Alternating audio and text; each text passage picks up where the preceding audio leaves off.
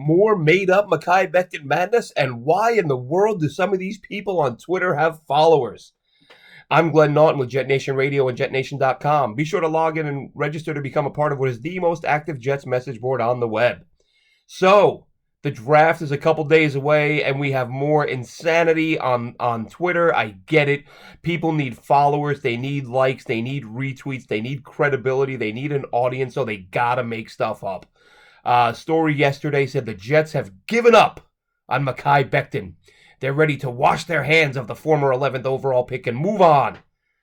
Just a year removed from a rookie season in which fans watched him ragdoll defenders all over the damn field like he was Godzilla. And I'm supposed to believe that because he was hurt and put on some weight, the Jets are going to give him away? Because that's what you would be doing. Imagine this. Imagine you're an NFL general manager and a team calls you and says, we've got our first round pick from 2 years ago, and we would like you to have him.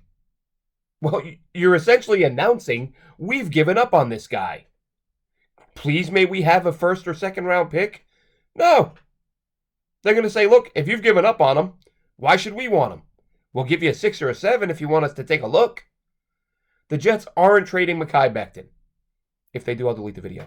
But listen, Mekhi Becton, we saw him 2 years ago.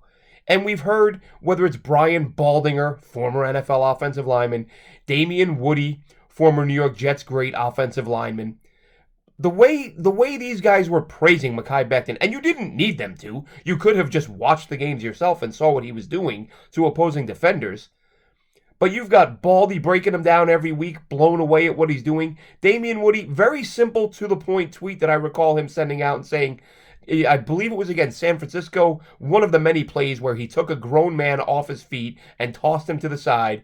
And Damien Woody just said, I don't think people realize how difficult it is to do what Mekhi Becton is doing. He is taking 260, 70-pound grown men who are pushing against him and lifting them up and moving them against their will through the air. And I'm supposed to believe that after getting injured because somebody got thrown into the back of his leg, that Joe Douglas is going to take the former 11th overall pick who ragdolls defenders, has a Hall of Fame ceiling, and Joe Douglas is going to give him away for a day 3 pick. That make any sense to you? Things aren't as difficult as we make them sometimes, people. Just think it out logically.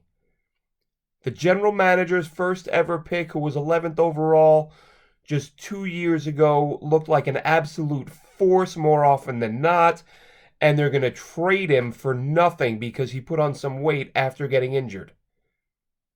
Stop believing. Blue checks it doesn't mean anything. And if you need any further evidence of that, I didn't write the guy's name down. I apologize. I don't know who he is. Give me a follow on Twitter at AceFan23, ACEFan23. You'll see I've retweeted the guy, I've commented, and I generally ignore the absurdity. I really do.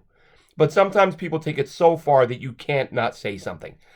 Somebody on Twitter, don't know his name, don't know who he writes for, if he's a writer, I don't know if maybe he's a singer, I don't know. He's got a blue check next to his name, and he's saying the Jets had offered the 49ers something like pick 10, pick 35, pick 99, which they don't even own, and Elijah Moore, and a second-round pick next year.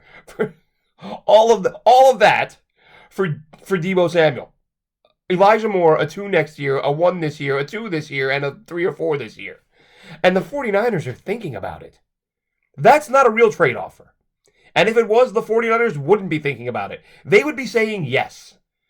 Elijah Moore alone, as I've said before, go back and watch him play last year when he had veteran quarterbacks throwing him the football. He was performing at a Pro Bowl level. If you extrapolate his numbers from having when he had Josh Johnson and Mike White and Joe Flacco under quarterback, you extrapolate his numbers from those games to a full season, and you're looking at a 1,300-yard season. And it's rookie year with not a lot of support, with no tight ends to work underneath. Elijah Moore's a stud.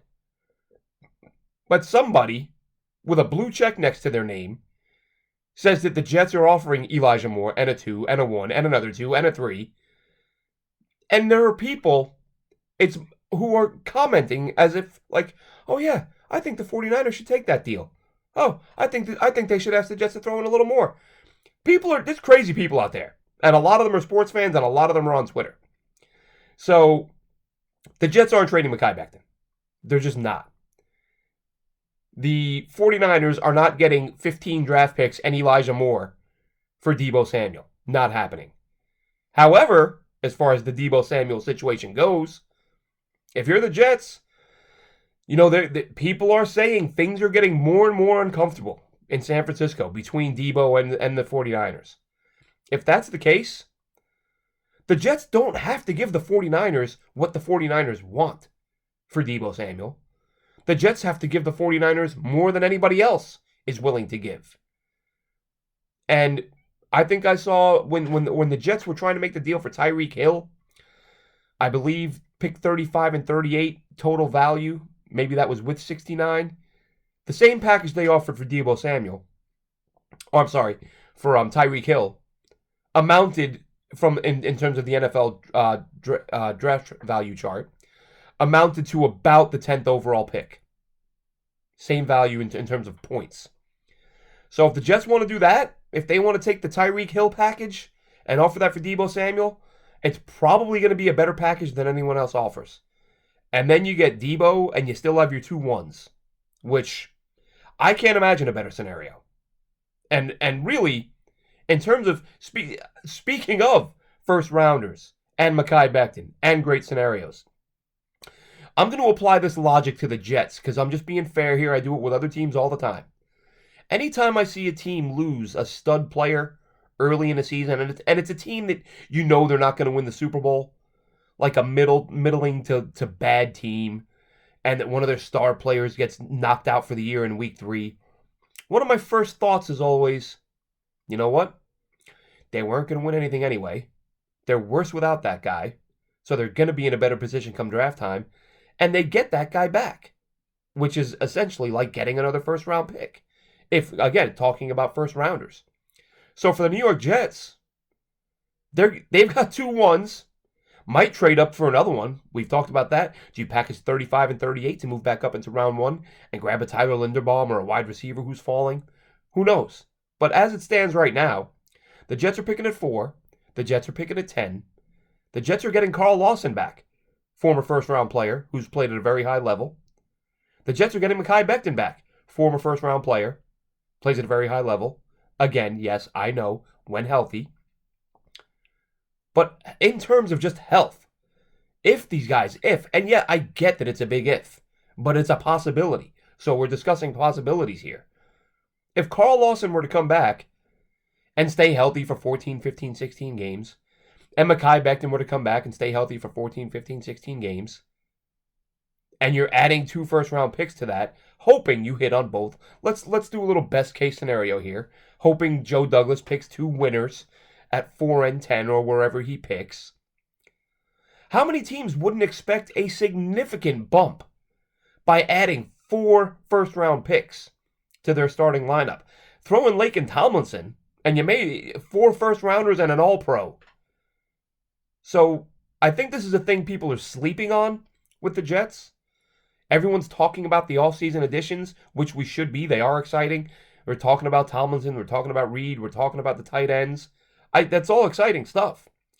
But because Becton and Lawson were on the roster last year, they're obviously not additions. You know, their presence on the roster isn't an addition, but their presence on the field would be. So if you can get these guys healthy, and you can hit on a couple of these picks, and you're not trading Mekhi Becton, listen, that's a lot of talent. That is between Tomlinson, Lawson, Becton, 2 1s, and maybe Deebo. You're talking 5, 6 potential high-level players. And in today's NFL, that's a nice recipe for a quick turnaround. And especially in key spots like left tackle, like shoring up your interior line. If one of those draft picks is a Jermaine Johnson or an Ebiketie or the boy Mafe, the guys we've talked about, and you add Carl Lawson to that, all of a sudden, you can get to the quarterback. All of a sudden, you might be able to cover a little bit because you've got DJ Reed, maybe you get Sauce Gardner or whoever at corner. So there could be some good times ahead, but what's not ahead is a Mekhi Becton trade, nor is there a deal including 5 premium draft picks and Elijah Moore for Deebo Samuel. Tweeting, listen, Twitter is fun, but it's ridiculous. All right, blue checks don't mean a thing. I'm Glenn Naughton, Jet Nation Radio. Check us out next week, and we will be popping on live, doing uploads as the picks are rolling in. Looking forward to seeing you then. Less than 48 hours, folks. Let's get it going.